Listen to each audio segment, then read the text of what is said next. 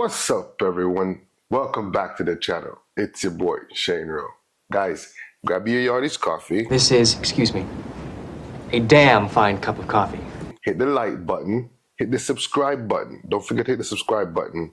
And let's get caffeinated. Now, with the last home game of the season against Newcastle, a very good team, we did pull off what was probably one of the best games we've played the entire Premier League season. And I don't know why it took us 37 games to actually see this game. So your guess is as good as mine, but I will say this. It was an exciting game. From a neutral standpoint, you'd have really enjoyed it, but even as a United fan, it was a game where you didn't say United lost the game or Newcastle lost the game. They both went for it, and they were both taking shots. They were both taking their chances, missed some chances, but exciting nonetheless.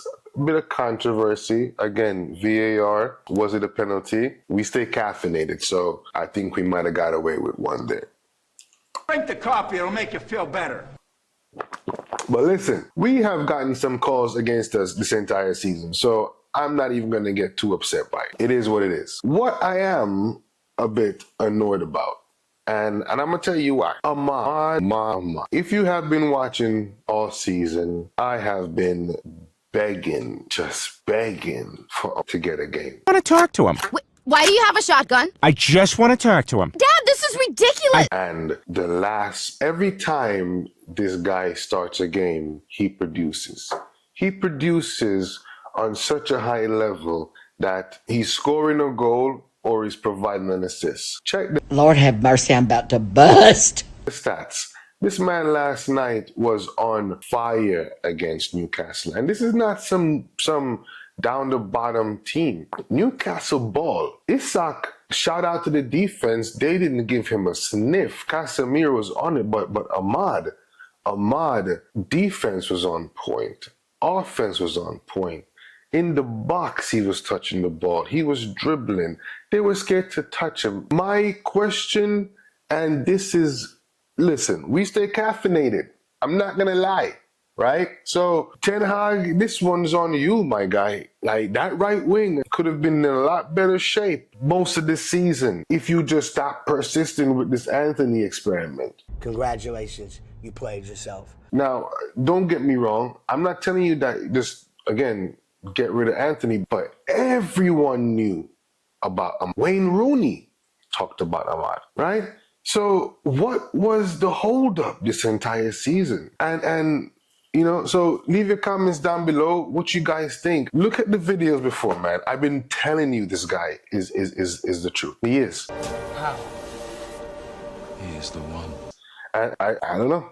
I don't know. That's the truest of criticism I can give Ten Hag. Like, why haven't you played Ahmad this season? I hope he gets the rest of the season. I hope he gets the FA Cup start because we're going to need him there.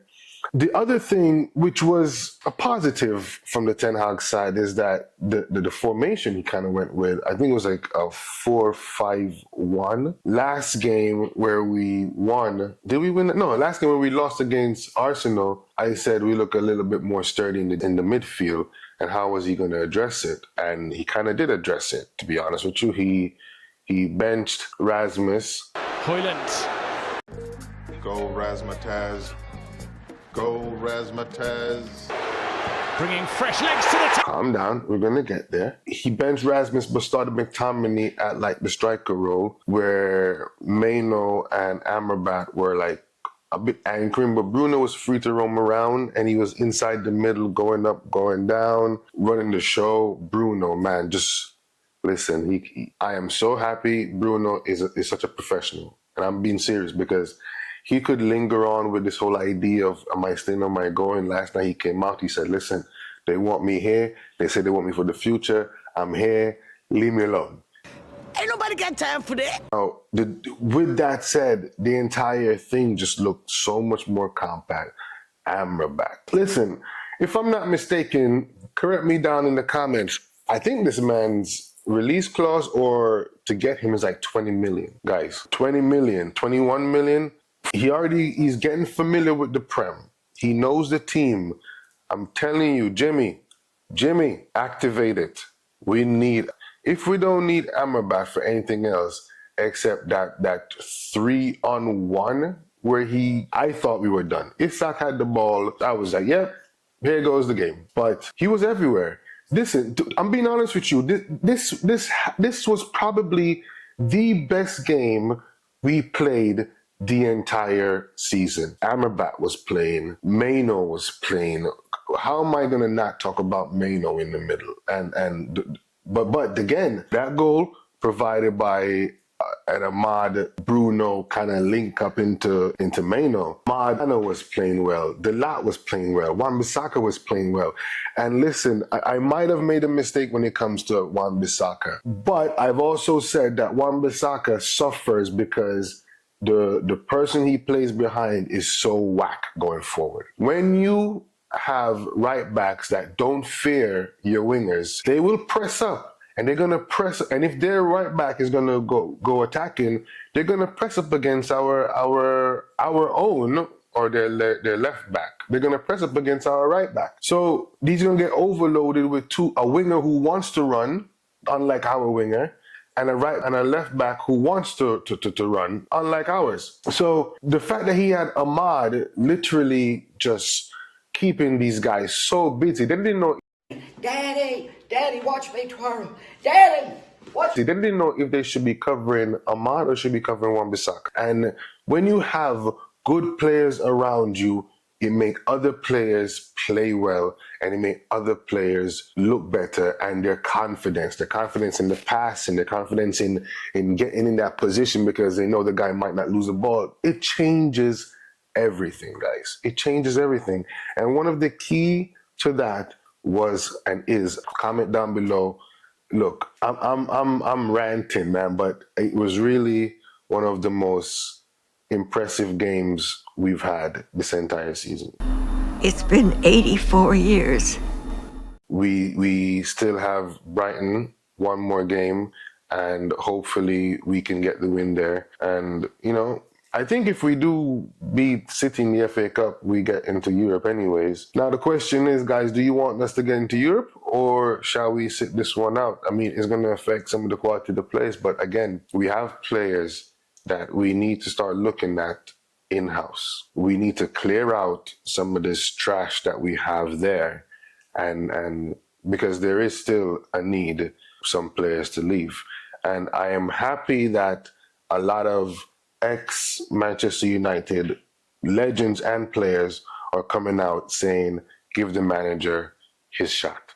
Don't go trying to replace the manager, because the truth is these just aren't good enough. They're not good enough, guys. You not to be cheeky, but yesterday I didn't miss Rashford. Garnacho and I did the job very, very well, right?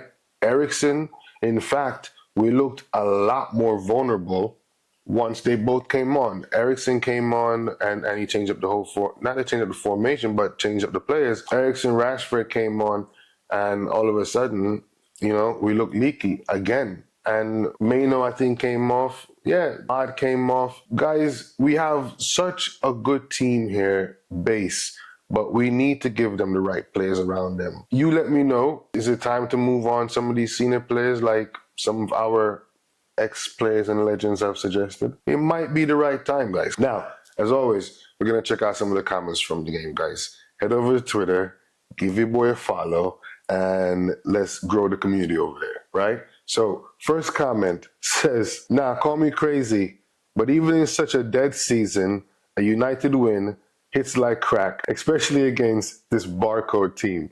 Listen, it was the best game. It was the best game we've played the whole season. Name another game down below where we played better than last night, up until the 90-something minute. This person says, he's a Newcastle fan. This result could have cost us Europe, and I won't be able to get over it for a ridiculous amount of time. Absolutely ridiculous chances to miss post-refereeing disgrace. Absolutely ridiculous chances to miss post-refereeing disgrace. Listen, the truth is, it probably was a penalty. If you look at some of the photos, his whole heel back gone. my man down a foot left. But we have gotten our fair share of bad VAR calls. Guys, leave a comment down below if you want VAR to stay. There should be a vote coming up soon, if I'm not mistaken, right? This person says, another Newcastle fan, 1-1 Newcastle United. Gordon has equalized. Man United has started bottling at Old Trafford. Yeah, not so much, buddy. I think you spoke a little bit too soon. Even the Premier League got into the act and said, how important was the Safram Amrabat block on Alexander Isak's strike with the score at 1-1? Yeah, listen, the game was exciting. I'm surprised that Isak was so quiet. I'm not, but Casemiro, again, I forgot. How could you forget when he had sufficient support in front of him and he wasn't completely exposed? He was balling, man. He was balling. There was that controversy with the VAR call and the penalty, but besides that, there wasn't a footstep wrong. And lastly, this person says, Eric, my manager, has had to deal with so many first-team players being out this season, but I'm sure he will come good next season. Trust him always and hope we do win the FA Cup and end the season on a perfect note. And listen, again, that's all we can do. Support the team for the rest of the season. We have last game against Brighton away, so let's hope we can get those 3 points. And we play City in the FA Cup final. We made it to the FA Cup final. We've had a torrid season with injuries. At least we can have a little bit of a high. We're headed to Wembley, people, right? So like the video, comment, and don't forget to subscribe. Thank you for watching. God bless you. And GGMU. Peace.